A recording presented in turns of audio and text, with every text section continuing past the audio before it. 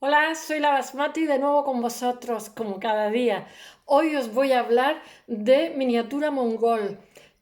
Mirad, en Irán se dice magol. Los indios lo dicen porque el parsi era la lengua culta, se dice magol también, para decir mongol, que decimos nosotros, y los chinos, para referirse a mongoles, le llaman yuan. Y los rusos le llaman tártaros. En Turquía se usa también la palabra tártaro. Aquí ha habido un tártaro, a mí me suena a stick tartar, esa carne cruda que nos comemos. A mí me encanta. Mi padre siempre me decía, vas a pillar una toxoplasmosis. Nunca la he pillado, espero no pillarla. Ahora no como carne, o sea que no creo que la pille. Bueno, miniatura mongol. Aventura de Akbar con el elefante Hawái en 1561. Yo no sabía que Hawái era una voz india.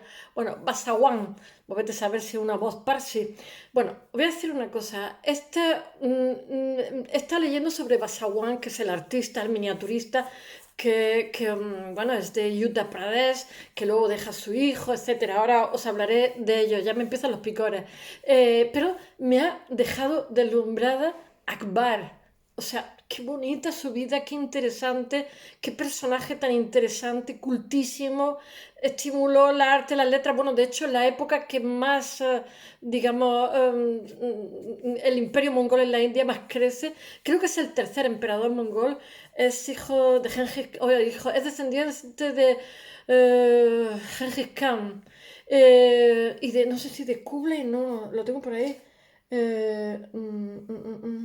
No sé. De Tamerlán. Es que no estoy muy puesta.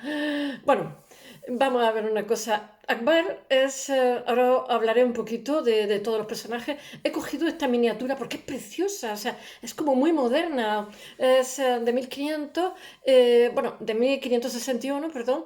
Ya sabéis que ellos llevaban elefantes y que muchas veces le hacían comer carne de tigre antes de ir a la batalla para que fueran muy agresivos, etcétera.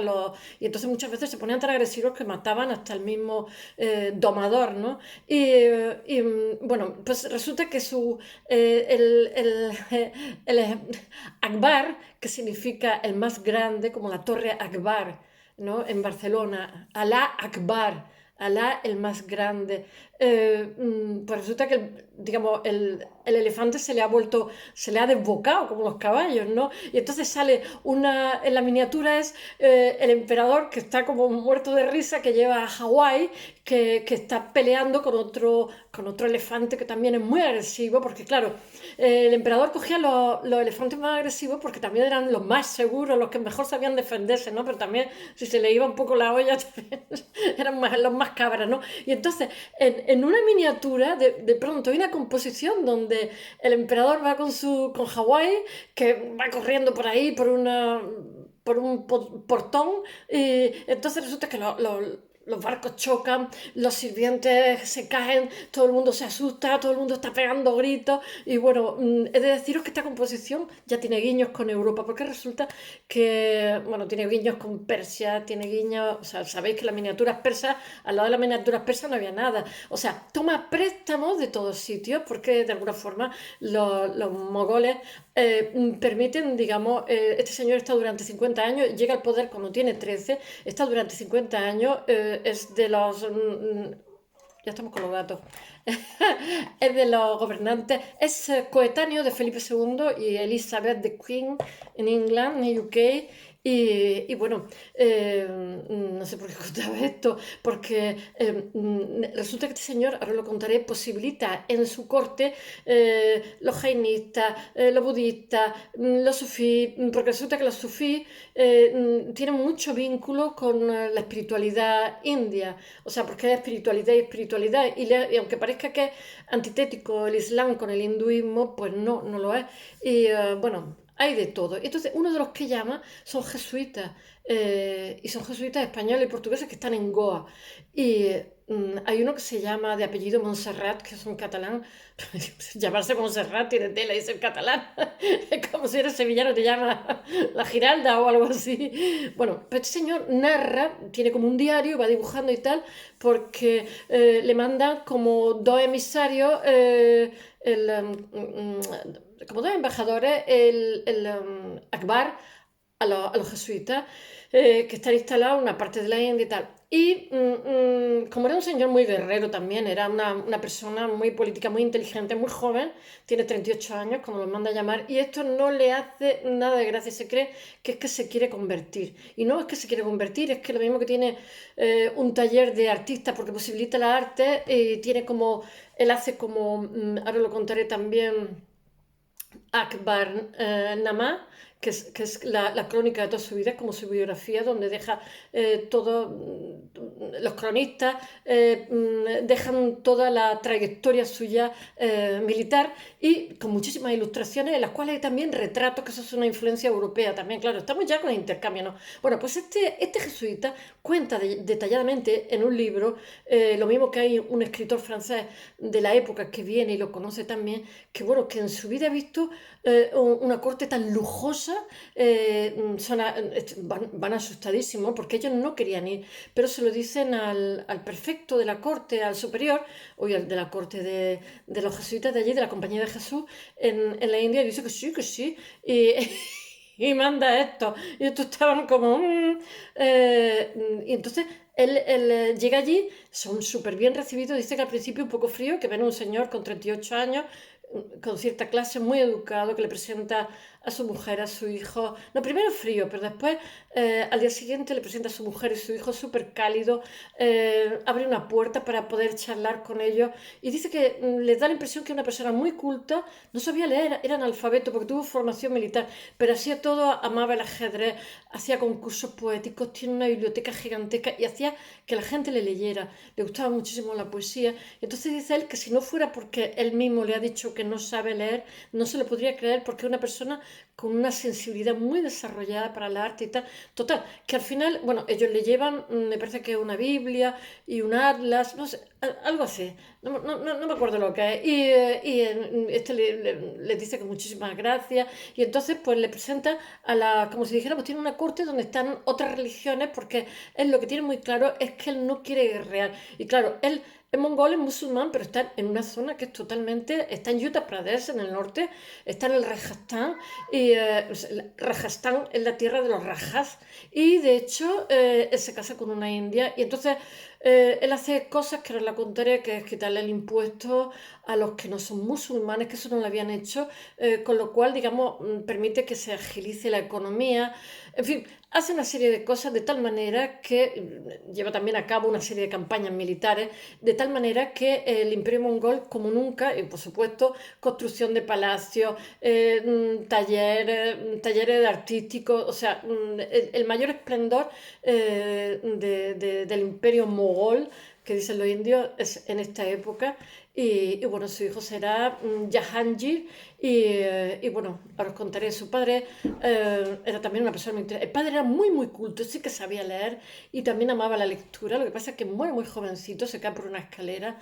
Ellos han perdido una batalla y tal. Y el padre es muy inteligente también. Y entonces el padre se refugia con el niño cuando es pequeñito, con los sabáfidas en Irán. Y entonces reconstruye el ejército, vuelve a reconquistar lo anterior, lo perdido, y ampliarlo, pero estaba en su biblioteca, había una escalerita. Ya tengo aquí a los señores. Bueno, a ver, por favor. Y se cae por la escalera, está 3 días moribundo hasta que acaba muriendo. Y él tiene 13 años.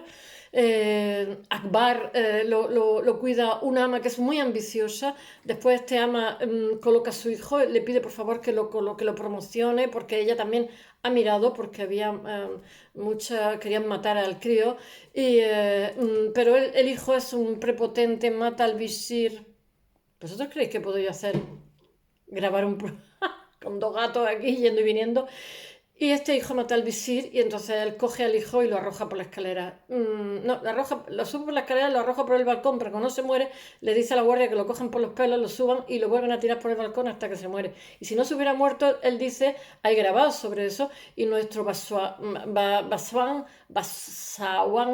es que es con una Y, con una doble W, no sé si se dice Basaban o Basawan, hace grabados sobre todo esto en lo que se conservan como 100 grabados de Basawan. Y bueno, ya os he contado un poquito su vida, ahora la voy a desarrollar un poco a ver qué tal. Voy a decir una cosa, hasta nuestro mismo Lope de Vega hace una loa, porque ya llega a las Cortes Europeas, claro, como el Imperio va más, hace una serie de reformas que económicamente, y él se quiere llevar, incluso, mirad, Akbar, cuando su mujer no se queda embarazada, él se ha casado, ¿cómo se llama? Con una Raiput. Una Raiput es una hindú, porque él es musulmán y tendría que haberse casado con una musulmana. Se casa con una princesa Raiput, que es hija de un rajá. Él está viviendo en Rajasthan, donde el 75 al 80% son hindúes, y hay también jainistas, budistas, como he dicho antes. Entonces, como es listo, no quiere llevar, no quiere guerrear, y entonces él se adapta, ¿no? Entonces va a ver a un eremita que vive en el monte para decirle, va andando, para decir que su mujer no se queda embarazada, que por favor, que él, que es un hombre santo, que si puede interceder. Y entonces le dice al eremita, no te preocupes, vas a tener 3 hijos y además pronto. Y entonces él, cuando baja, la mujer le dice a los pocos días que está embarazada. Y entonces él a ese eremita, que vive en un sitio determinado, le da las gracias, lo agasaja, le da regalos, y en un momento dado quiere llevarse la capital allí donde vive el eremita, construyó un palacio y tal, pero resulta en Agra, pero resulta que no hay agua. Yo estaba allí, el Palacio de los Vientos, no hay agua. No hay agua. Entonces ahí se quedan los palacios y lo vuelve a cambiar. Eh, Deja unas construcciones preciosísimas en la India. Bueno, por lo que quería deciros es que a Europa llegan hay una obsesión por los holandeses, los ingleses, por todo, por encontrar rutas de la seda, por eso se descubre América, ¿no?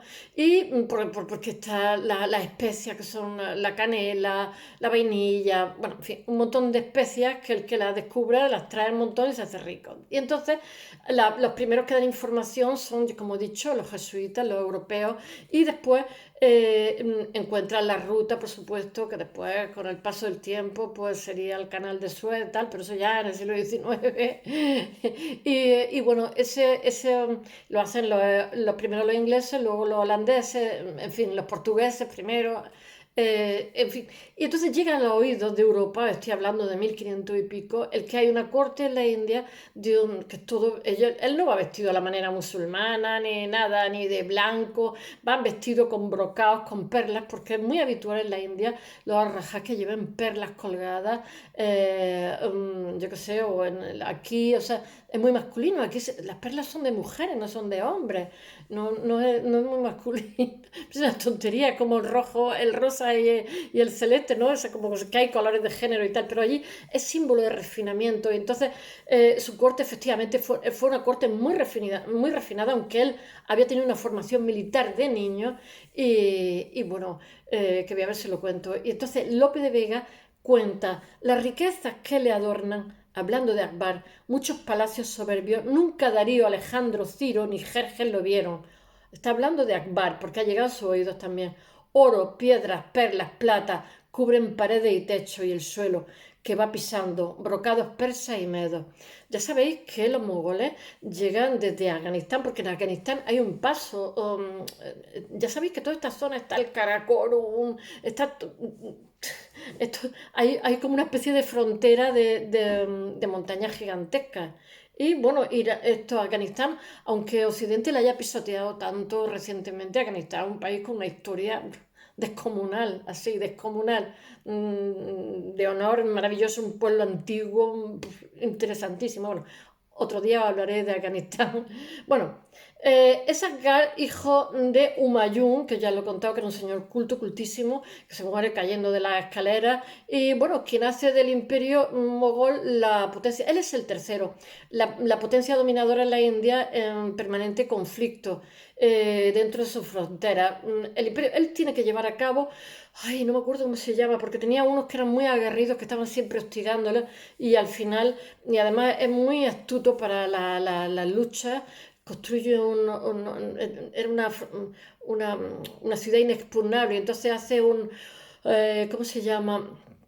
Un túnel con ladrillo y hierro para que vaya por ahí la infantería, entonces por arriba va, ¿cómo se llama? La caballería, pero antes de todo eso tira explosivos.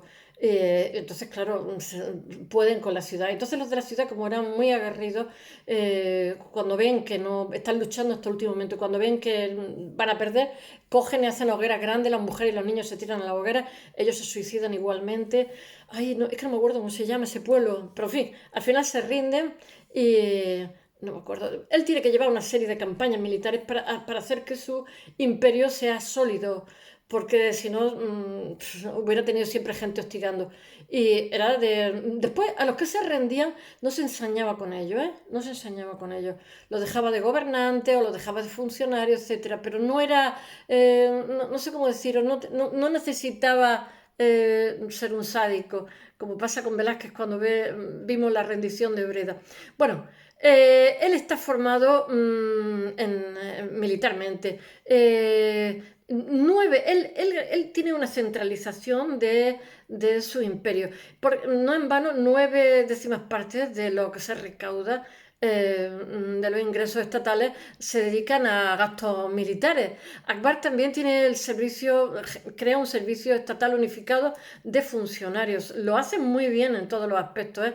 Logra el apoyo de las clases militares y los terratenientes y atrae a los nobles persas hindúes, asegurándoles los servicios, los honores y los hombres, asegurándose para su imperio los servicios y los hombres más capaces de la época. Para eso era listísimo, era muy político. Y además él lo decía, que si se podía ahorrar una campaña militar, mejor, porque eran costosas y todo eso revertía en que no se invirtiera. Ah, sí, arregla también los caminos. Bueno, en la India de Akbar se enfrenta a una situación muy religiosa, muy compleja, como he dicho, porque 3/4 partes son hindúes, los hindúes al final acaban predominando sobre los, ¿cómo se llama?, budistas. Bueno, autorizan una nueva construcción de templos hindúes que sus antepasados le habían prohibida por sus antecesores. Y también suprime los impuestos por no ser musulmán, que eso se hacía también en la península ibérica. O sea, si no, tú podías convivir con ellos, pero tenías que pagar un impuesto especial con los musulmanes. Entonces él suprime esos impuestos porque decían que eran muy onerosos y que impedía a los hindúes que eran de clase más baja y tal, digamos, esas clases que despegaran. Muchas veces dicen que se disfraza de individuo así corriente para enterarse cuáles son las demandas que tienen sus conciudadanos, porque si no, como él sabéis que están en la ciudadela, pues que no se entera. Bueno, asimismo permite a los clanes Rajput, los Rajputs son los hindúes que son vasallos de su imperio, mantener sus costumbres y de hecho se casa con una Rajput, como he dicho antes. Incluso participa en las tareas de gobierno. Y cuando él va a ver el santón, porque su mujer no se queda embarazada, llevaban varios años casados, él tiene su harén, no os creáis, que aquí se cumple con todo el mundo. Pero su mujer era su mujer. Y bueno, cuando va a ver al santón, eso es una costumbre hindú, no es una costumbre musulmana, eso no lo hace un musulmán, pero él ha nacido allí, está impregnado ahí de ese sincretismo. Bueno, en vez de malgastar su esfuerzo en interminables guerras y campañas militares, lo que hace son alianzas matrimoniales con las princesas hindú, a sus generales, etcétera, él mismo, para estar en armonía. Por eso digo que era muy inteligente, diplomático.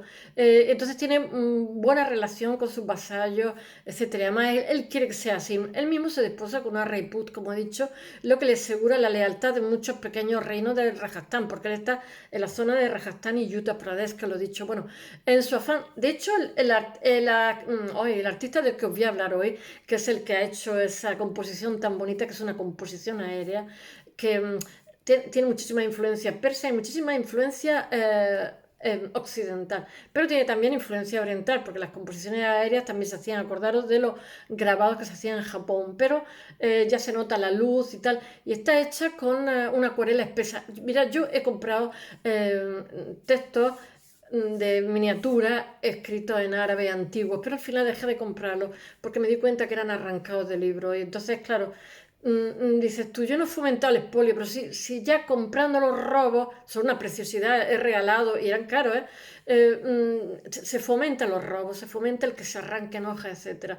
Por supuesto, eran maravillosos, porque los calígrafos en el mundo árabe son como los pianistas, llevaban un fiel trabajo, entonces cuando escribían contenían la respiración. Y no sabéis qué caligrafía tan preciosa, qué miniaturas tan divinas, pero ya os digo, dejé de comprarlas, ¿eh? Había como un bajo fondo donde podía, que seguramente serían copias o lo que fuera, pero eran muy bonitas, muy bien realizadas. Bueno, él tiene un gran afán de entendimiento. Todo esto, lo que se hace el Imperio Mogol, son miniaturas, y son unas miniaturas alucinantes, bueno, y que tienen mucha influencia persa, como he dicho. Bueno, que él convoca diversas confesiones, y como he dicho, los jesuitas españoles y portugueses cuentan y no acaban porque son invitados del emperador y están viviendo en palacio, ¿cómo se llama? En habitaciones al lado de las del emperador, y son tratados con todo lujo y todo, y se quedan como alucinando, pero al principio no estaban muy convencidos. Él tiene como reuniones y además les parece muy... Es que ellos hablaban en Parsi, que es la lengua culta de la India de aquella época. Tiene otro nombre también, bueno, de persa antiguo. Y bueno, este habla varios idiomas, ¿eh? Los jesuitas ya sabéis que son muy cultos siempre. Bueno, allí reúne a teólogos musulmanes, hindú, mazdeístas, cristianos, sufí, jainí, budistas y diferentes corrientes del Islam, desde los suníes, chiíes hasta ismaelíes. Ya sabéis que el Islam tiene también muchísimas ramas, que si, que si el yerno de Alá, que si el no sé cuánto, que los sufí, los chií, los wahhabí son los árabes de Arabia. Bueno, y los ismaelíes son los que pesan a su en oro. Sí, también, bueno, los cristianos tampoco podemos decir nada, porque hay de todo, el Opus, la iglesia de, yo qué sé, Filadelfia, no sé, los protestantes escandinavos, los ingleses, por ahí de todos los gustos, los kikos, yo qué sé, muchísimo. Bueno, él hace el arcabama, el arcanamá, eso es donde actúa nuestro artista, del que os quiero hablar también un poquito, que es una crónica de este señor, de lo que es la vida de este señor, de todas las cosas que hace, buenas, malas y irregulares. Y es el libro más importante del siglo XVI de la India. Tiene ilustraciones donde tiene también influencia europea, porque le hacen retrato al... estas miniaturas se hacen con una acuarela como espesa, como un poquito espesa, ¿eh? Lo que pasa es que he leído por algunos sitios que el artista del que os voy a hablar ahora llevaba un assistant, que dicen los americanos, que digamos, él hacía la composición y le decía a este que digamos pusiera tal color aquí, tal otro color allí, pero digamos el otro, el que colorea es el otro, y él está mientras ya haciendo otra composición en otro sitio que a su vez le vuelve a colorear su ayudante. Tiene unos colores, yo qué sé, como abundantes, así como brillante, rojo, o sea, no se cortan ni tres. Bueno, tiene unas composiciones preciosísimas, ¿eh? El Arcanamá, no, Ab- Akbar Namá es el libro más importante de la India del siglo XVI, como he dicho. Bueno, ahora os voy a dar unos antecedentes que hay antes de esta miniatura mongola. En el siglo XV destacan los manuscritos ilustrados, que son sirios, los egipcios, todo esto, pero se quedan totalmente eclipsados por las miniaturas persas, como he dicho, que son muy, muy refinadas. En 1540, lo que estoy hablando ahora es una miniatura que se hace en 1560, que es famosísima y que está en el Victoria Albert Museum de Londres, o sea, de Inglaterra, como no. Si cada cosa que hablo del mundo antiguo está en algún museo de inglés. Bueno, en 1540 el Sasavafida Tamsab encarga numerosas miniaturas, pinturas en miniatura. Ya sabéis que eran los promotores siempre, los sponsors. Después, en 1610, 1615, Majonar, hijo de Basaván, que es de quien os voy a hablar ahora, que es de quien la miniatura es de Basaván, no sé si Basaván o Basawán, porque es una W, continúa los pasos de su padre, el hijo también se forma en la misma línea que el padre, es un miniaturista maravilloso. Mirad, en el Renacimiento, que es en esta época, no os podéis imaginar la de artistas que antes, digamos, de ser conocidos y de ser famosos, vivían de hacer miniaturas, porque estaba muy de moda en Europa, pero muchísimo, ¿eh? Ghirlandaio, yo qué sé, no sé, pero mucho, mucho, mucho, estaba muy de moda las miniaturas. Y entonces, mientras que no podías vivir de encargo, lo que hacía era, para el resto de la gente, pues miniaturas. Lo que pasa es que no se cuenta, es como cuando dice los principios de Penélope Cruz, que hacía no sé qué, bueno, pero no se cuenta, porque ya lo que ha hecho después ha eclipsado y a lo mejor a esta persona no le interesa en su currículum que aparezca que hacía tal cosa o tal otra. Bueno, en 1700, 1715, los artistas de Delhi Darshan pintan dos damas en una terraza que es muy famoso también, ¿cómo se llama? Una miniatura muy famosa que es de Gul Safa y que es el amor del príncipe Darashikoh, heredero del trono mogol. Bueno, el nieto de Akbar es el que se enamora de su mujer y le hace ay, ¿cómo se llama? Lo he visto y todo, que es la obra más famosa del Imperio Mogol, el Taj Mahal. Taj Mahal, que dicen ellos, Taj Mahal, que lo realiza, se enamora de una chica, él le compra, se enamora, nada más que la ve y se enamora. ¿Cómo se llama? No me acuerdo, Cristal de Roca, algo así. Y le dijo, él iba vestido, no iba vestido de príncipe, ella no sabía que era el príncipe, era una chica que estaba vendiendo en la calle y le dice ella, pero es muy caro, si te llevas tanto es muy caro. Entonces él, como le gusta, lleva una ráfaga de viento y se le ve la cara. Le gusta a la chica, le dijo, no es muy caro para mí y tú te mereces más. Entonces le da un brillante y dice ella, ¿cómo que esto? ¿Cómo que esto? Y le dice, me voy a casar contigo. Así, se cruzaron dos palabras. Y ella le da 14 hijos, pero en el último, que es una nena, tiene una hemorragia y bueno, muere. Y él estaba muy, muy enamorado de ella y le hace el Taj Mahal. Pero él quería hacer, porque ya sabéis que los árabes tienen la poesía de la simetría, quería hacer otro igual, pero en oscuro. Y entonces, bueno, porque Taj Mahal no voy a poner, otro día os lo contaré porque tiene un brillo tal, bueno, tiene una serie de cosas que a simple vista no se ven. Y entonces quiere hacer el oscuro y entonces el hijo se rebela contra el padre porque dice que ya está bien de gastar dinero y lo destituye. Eran tremendos, ¿eh? Eran tremendos.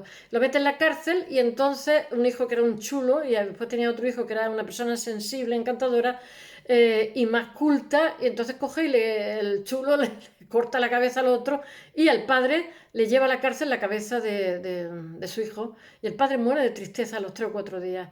El padre es una persona encantadora, exquisita. Entonces está enterrado en el mismo Taj Mahal, pero un oficial inglés en el siglo XIX quería desmontarlo y aprovechar esa piedra para no sé qué. Está hecho en el río Yamuna. Bueno, es que estaba allí, no tiene mérito. Bueno, voy a seguir contando. El Imperio Mogol prosperó durante los siglos XVI y XVII, y que es la época donde está y lleva la cultura musulmana. Ellos se quedan fascinados porque el Imperio Mogol pasa un poco como el Imperio Alejandro, como que estaba disperso a partir de una época, y entonces ellos ven mucho trajín de la India, porque la India en este momento, la India tiene, bueno, oro, seda, yo qué sé, 50.000 cosas, que después los ingleses lo que provocaron es un desequilibrio y fue desastroso para la India, pero en esta época es muy pujante y se dan cuenta y dijeron, vamos para allá que, bueno, ellos tienen como una cultura musulmana, pero que tiene muchísima influencia de los iraníes, porque los iraníes son los refinados de la zona.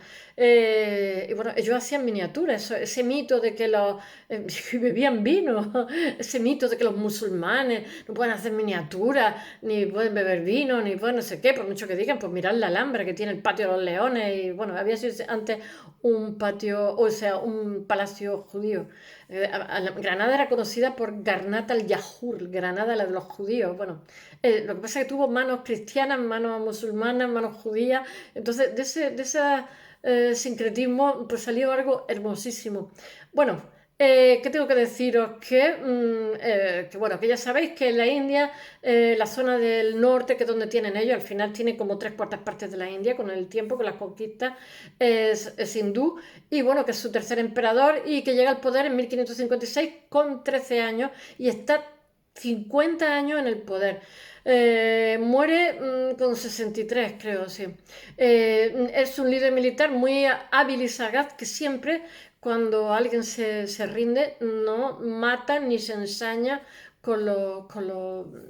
digamos, con los vencidos. Todo lo contrario, intenta hacerlo gobernador, intenta darle un cargo y tal. A sabiendo algunas veces que puede que se revele, pero cuando se vuelve a revelar, a lo mejor ya no es tan contemplado, o sea, no es tan permisivo, pero no es sádico, es buen militar, pero es una persona inteligente. Es un sagaz administrador, además de un grandísimo mecenas. Ya he dicho que tiene, en el libro que hace de sus crónicas, intervienen 59 artistas en las miniaturas, pero tiene también arquitectos, etcétera. El arte de su corte, en su mayoría, son manuscritos ilustrados y reflejan tolerancia y respeto hacia otras culturas y otras religiones. Tiene una amalgama de influencias, como he dicho antes, persa, hindú e incluso europea, porque bajo el reinado de Akbar el arte mogol se desarrolla en un estilo bien identificable, que tiene mucho de realismo y bueno, que tiene mucha atención al detalle y se combina, como he dicho antes, perspectiva aérea, pero tiene también la perspectiva caballera nuestra. O sea, él ya, porque los jesuitas son aficionados al arte y por lo visto le enseñan determinadas cosas, o sea, al artista es conocedor por los jesuitas y por los misioneros que llevan pues muestras de arte europeo, copia, me imagino. Y bueno, que tiene mucho guiño con el arte persa también. Bueno, a finales del siglo XVI, os voy a hablar un poquito de Basaguán, que es el artista, que estoy aquí hablando del retratado, no del retratador, y se supone que soy arte y literatura. Bueno, es que me ha dejado totalmente fascinado Akbar. Bueno, Basaguán es un artista de Uttar Pradesh, del norte también, es hindú, entra en la corte de Akbar y bueno, ahora mismo se conservan un centenar de obras, pero se supone que había muchísimo más. Sus composiciones no tienen nada que ver con el resto de miniaturas que hay por ahí. Son muy modernas, sencillamente, son muy antiguas, ¿cómo diría yo? Siempre está sucediendo algo, porque las que hay de la India, las que yo he visto por ahí, las que yo compraba, son como muy pasivas, muy quietecitas y tal. No, no. Siempre hay alguien, un elefante desbocado, un caballo que corre, que no sé qué, y todo. ¡Ah! Entonces, como en una miniatura suceden tantas cosas, pero tiene una composición maravillosa. Bueno, que tiene muchísima habilidad para la representación, bueno, del espacio y para plasmar escenas dinámicas mediante el uso de vívidos contrastes tonales totalmente. Hay una también que es de guerra y entonces hay como un paisaje donde está la ciudad perfecta, el monte, un sol que brilla y tal, y conforme va bajando la miniatura, de pronto está el emperador, o sea, Akbar ahí, todo tranquilo en su caballo, y entonces va bajando, va bajando, va bajando, que una batalla están todos ahí apuñalándose, o sea, todo lo que hace tiene como mucho dinamismo, que eso es poco, no sé, el orientalismo, lo que estamos acostumbrados a ver es todo una cierta tranquilidad. Bueno, las aventuras de Akbar con el elefante Hawái, como he dicho, que está como desbocado, es de 1561 y pertenece al Akbar Nama. Como he dicho, que son las crónicas que se hace de Akbar, que es la biografía oficial del emperador que se lo hacen sus cronistas, y representa un episodio fuera de la fortaleza de Agra. Agra es una preciosidad, que está al noroeste de la India. Bueno, cuando el emperador monta la más feroz de las elefantes que tiene, que se llama Hawái. Ya os he dicho que los elefantes, los domadores, durante una época le dan carne, en otra época no. Ya sabéis que los hindúes dicen, yo cuando llegamos a la zona donde era musulmana, nos dice el guía, que era licenciado en filología hispánica, por favor, tengan mucho cuidado, íbamos muy poquito, que esta es zona donde la gente come carne y todo. Ah, no dijimos nada, aquí los españolillos. Porque ellos, los hindúes, consideran que la carne es un alimento rayásico, te estás comiendo un ser vivo que ha sufrido para que tú te nutras, ¿no? Entonces eso hace que sea más violento. Y yo pensaba bien adentro, digo, si supiera los chorizos que se come aquí la gente y todo lo que pillan, que todavía son más rayásicos. que inducen a la violencia. Pero sí que es cierto que en todas las escuelas que he oído místicas y tal, incluso mismo Zurbarán, cuando hay gente que está entrando a la orden y tal, o sea, que va a ser sacerdote o que va a ser monje, está rechazando la carne. O sea, el comer verduras te eleva espiritualmente, es cierto, ¿eh? Yo no, como verduras, pero no porque no me guste la carne, sino porque me gustan los animales, pero la carne me sigue encantando. Es como cuando me quité de fumar, no te deja de gustar fumar, te sigue gustando, pero ves que si quieres hacer deporte y estar sana no es compatible, pero vamos, se renuncian a cosas, pero no porque no te gusten, ¿eh? Ni porque tengas demasiada fuerza de voluntad, sino porque has de hacerlo y ya está. Bueno, aquí está Arbag y Hawái y corren por un portón que sobre el río Juma, persiguiendo a un elefante, como he dicho antes, y, igual de fiero, que se llama, tengo que leerlo, Rag Bagda, que tiene un nombre hindú. Bueno, la persecución deja un rastro desastroso, porque los barcos chocan, los sirvientes huyen, uno se cae. Es que esto es una composición que es así, bueno, es graciosísima, es como un cómic en versión india del siglo XV. No, perdón, del siglo XVII. No, del siglo XVI, perdón. Oh, oh. Bueno, la perspectiva es una perspectiva aérea y bueno, y Basaguán para representar la muralla sugiere, el artista busca inspiración en las técnicas del norte de Europa, bueno, eso del norte de Europa y del sur de Europa, la perspectiva no es del norte de Europa, así como en la tradición persa y en todas las escuelas de miniatura mongol muestra el uso de un color muy rico, de muchísimos detalles. Bueno, ya sabéis que Oriente para eso tiene dorados, es elegante el manejo del pincel, pero nadie crea un frenesí como él, porque tiene una composición muy abigarrada y es muy sensorial. Yo qué sé, es maravilloso. Mira, de hecho, hay algunas que no están firmadas y que se le achacan a Basaguán porque simplemente la forma de componer no hay nadie como él que tenga ese discurso tan particular que siempre es como que están sucediendo cosas. Bueno, espero que os haya gustado esta mañana. Mañana venimos con feminismo.